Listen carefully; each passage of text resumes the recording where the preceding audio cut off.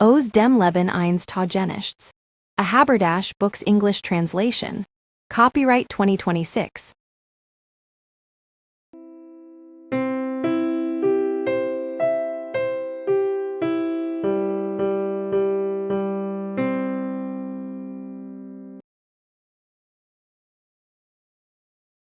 A note from the translator. I first encountered Joseph von Eichendorff on a rainy afternoon in a small, dusty bookstore, drawn by the beautiful edition of his poems. The sheer musicality of his language, the yearning and wonder woven into every line, captivated me utterly. While his poetry is well loved in Germany, his prose, particularly asterisk aus dem Leben eines Taugenichts asterisk, deserves far wider recognition among English readers. Eichendorff was a pivotal figure in German Romanticism, a contemporary of Goethe and Novalis, who infused his works with an abiding love for nature, an unshakable faith, and a delightful, often ironic optimism. He masterfully captured the spirit of the wandering artist, the innocent soul adrift in a changing world, a theme that resonates just as deeply today. His novella is not merely a charming tale. It's a window into a bygone era, offering solace and a sense of timeless adventure. For too long, English readers have missed the singular joy of accompanying the ne'er-do-well on his whimsical journey. This novella is a breath of fresh air, a gentle antidote to the complexities of modern life. It's a story that sings, filled with unexpected turns, humorous encounters, and moments of profound beauty.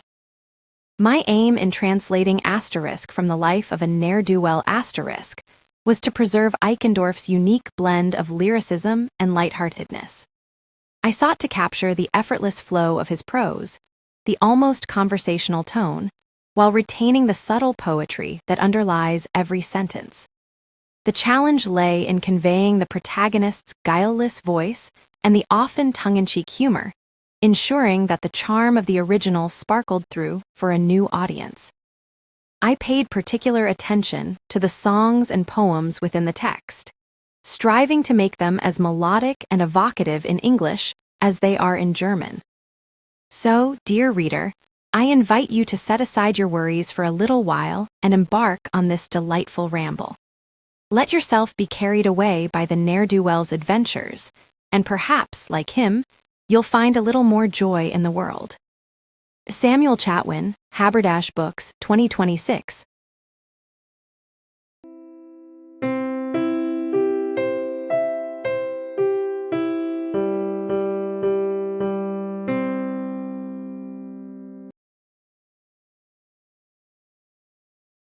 The wheel of my father's mill was once again roaring and rushing quite merrily. The snow dripped busily from the roof. The sparrows chirped and frolicked in between. I sat on the doorstep, wiping sleep from my eyes, feeling utterly content in the warm sunshine. Then my father stepped out of the house. He had been bustling about in the mill since daybreak, his nightcap askew on his head, and he said to me, "You ne'er-do-well. There you are again, basking in the sun and stretching your bones until they're tired, leaving me to do all the work alone. I can't feed you here any longer. Spring is at the door, go out into the world for once and earn your own bread." "Well," I said, "if I'm a ne'er-do-well, then so be it. I'll go out into the world and seek my fortune." And actually, I was quite pleased, for it had occurred to me shortly before to go traveling myself, as I now heard the golden oriole, who always sang sadly by our window in autumn and winter. "Farmer, hire me, farmer, hire me." Now in the beautiful springtime, calling out quite proudly and merrily from the tree, "Farmer, keep your servant." So I went into the house and took my violin, which I played quite prettily, from the wall. My father gave me a few more groschen small German coins for the journey, and so I ambled out through the long village. I truly had my secret joy as I saw all my old acquaintances and comrades to the right and left, just as yesterday and the day before yesterday and always, heading out to work, digging and plowing, while I thus streamed out into the free world. I called proud and contented goodbyes to the poor people on all sides, but nobody paid much attention. It felt like an eternal Sunday in my soul. And when I finally came out into the open field, I took out my beloved violin, and playing and singing, continued along the country road. Whom God wills to show true favor, he sends out into the wide world. To him he will show his wonders in field and forest, stream and field. The lazy who lie at home are not refreshed by the dawn. They know only of cradling children, of worries, burdens, and need for bread. The brooks spring from the mountains. The larks whirl high with joy. Why should I not sing with them from full throat and fresh breast? I will only let the dear God reign. He who upholds brooks, larks, forest and field and earth and heaven has also best ordered my affairs. As I looked around, a splendid traveling carriage approached me very closely. It must have been driving behind me for some time without my noticing it, because my heart was so full of music, for it was going quite slowly, and two distinguished ladies had their heads out of the carriage and were listening to me. One was particularly beautiful and younger than the other, but actually, I liked them both. When I stopped singing, the elder one ordered the carriage to halt and addressed me kindly. "Oh, merry fellow, you certainly know how to sing charming songs." Not to be outdone, I replied, "To attend to your grace, I know many more beautiful ones." Thereupon she asked me again, "Whither is he wandering so early in the morning?" Then I was ashamed that I myself did not know, and boldly said, "To W." Now they both spoke to each other in a foreign language that I did not understand. The younger one shook her head several times, but the other one laughed continuously and finally called out to me, "Just jump on behind, we're also going to W," who was happier than I. I made a bow and in one leap was behind the carriage. The coachman cracked his whip and we flew over the glistening road, so that the wind whistled around my hat. Behind me, villages, gardens, and church steeples sank below the horizon. Before me, new villages, castles, and mountains rose. Beneath me, crops, bushes, and meadows flew by in colorful array. Above me, countless larks in the clear blue air. I was ashamed to shout aloud, but inwardly I cheered and kicked and danced around on the carriage step, so that I nearly lost my violin, which I held under my arm. But then, as the sun climbed higher and higher, heavy white midday clouds rose all around the horizon, and everything in the air and on the wide expanse became so empty and muggy and still over the gently swaying cornfields. Only then did my village come back to mind, and my father and our mill, how secretly cool it was by the shady pond there, and that now everything lay so far, far behind me. I felt so strange about it, as if I had to turn back. I tucked my violin between my coat and waistcoat, sat down full of thoughts on the carriage step, and fell asleep. When I opened my eyes, the carriage stood still under tall linden trees, behind which a wide staircase led between columns into a magnificent castle. Sideways through the trees, I saw the towers of W. The ladies, it seemed, had long since disembarked, the horses unhitched. I was greatly startled to find myself suddenly alone and quickly sprang into the castle, where I heard laughter from above, from a window. In this castle, things happened strangely to me. First, as I looked around the wide, cool antechamber, someone tapped me on the shoulder with a stick. I quickly turned around, and there stood a tall gentleman in official robes.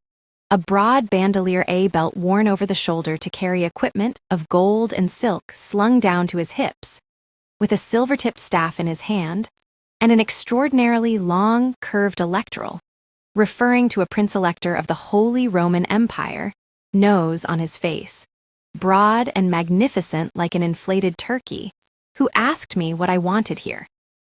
I was completely baffled and could not utter anything out of fright and astonishment.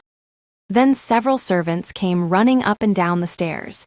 They said nothing at all, but merely looked at me from head to toe.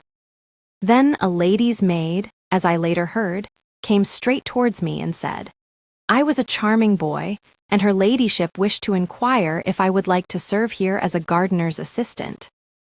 I reached for my waistcoat. My few groschen, God knows, they must have jumped out of my pocket while dancing around on the carriage. They were gone. I had nothing but my violin playing, for which, moreover, the gentleman with the staff, as he told me in passing, would not give me a heller a small copper coin of little value. Therefore, in my heart's anguish, I said to the lady's maid, "Yes," still keeping my eyes fixed sideways on the uncanny figure, who perpetually paced up and down the hall like the pendulum of a tower clock, and just then came majestically and eerily approaching from the background again. Finally, the gardener arrived, grumbled something about rabble and bumpkin under his beard, and led me to the garden, while on the way he gave me a long sermon. How I should only be sober and hardworking, not vagabond around the world, not pursue fruitless arts and useless things, then in time I could also achieve something proper.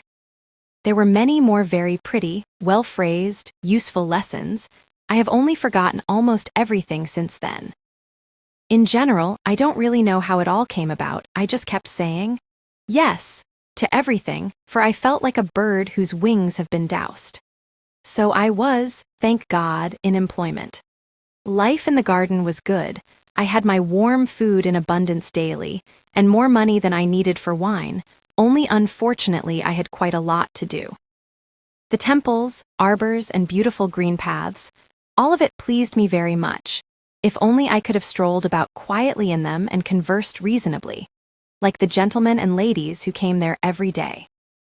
As often as the gardener was away and I was alone, I immediately pulled out my short tobacco pipe, sat down, and pondered beautiful, polite phrases with which I would entertain the beautiful young lady who had brought me to the castle, if I were a gentleman and walked around here with her. Or, on muggy afternoons, I would lie on my back, when everything was so still that one could only hear the bees humming, and watched as the clouds above me flew towards my village and the grasses and flowers swayed back and forth, and thought of the lady.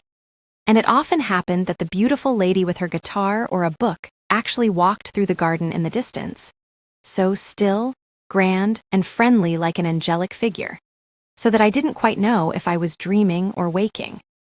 So I once sang to myself as I was just passing a pleasure house for work, "Whither I go and gaze, in field and forest and valley, from mountain to the blue sky, many beautiful gracious lady, I greet thee 1,000 times." Then, from the cool, dark arbor between the half-open blinds and the flowers standing there, I saw 2 beautiful, fresh young eyes sparkling out. I was quite startled. I didn't finish the song, but went straight to my work without looking back. In the evening, it was a Saturday, and I was just enjoying the anticipation of the coming Sunday, standing with my violin in the garden house by the window, still thinking of those sparkling eyes, when suddenly the chambermaid came gliding through the twilight. "Her most beautiful ladyship sends you something that you should drink to her health. A good night to you too." With that, she deftly placed a bottle of wine on my window and immediately disappeared among the flowers and hedges, like a lizard. But I stood for a long time before the wondrous bottle, not knowing what had just happened to me. And if I had cheerfully played my violin before, now I truly played and I sang the song of the beautiful lady completely, and all the songs I knew, until all the nightingales outside awoke, and the moon and stars had long been standing over the garden. Yes, that was indeed a good, beautiful night. No one is sung at their cradle what they will become. A blind hen sometimes finds a grain. Whoever laughs last, laughs best. The unexpected often comes. Man proposes and God disposes. Thus I meditated, as I sat in the garden with my pipe the following day. And as I looked down at myself so attentively, it almost seemed to me that I was actually quite a scoundrel. Henceforth, quite contrary to my usual habit, I rose very early every day before the gardener and the other workers stirred. It was so wonderfully beautiful out in the garden then. The flowers, the fountains, the rose bushes, and the entire garden sparkled in the morning sun like pure gold and precious stones. And in the tall beech avenues, it was still so quiet, cool, and reverent, like in a church. Only the birds fluttered and pecked at the sand. Right in front of the castle, directly beneath the windows where the beautiful lady resided, there was a blossoming bush. I would always go there in the earliest morning and duck behind the branches to gaze at the windows, for I had no courage to present myself in the open. There, every time,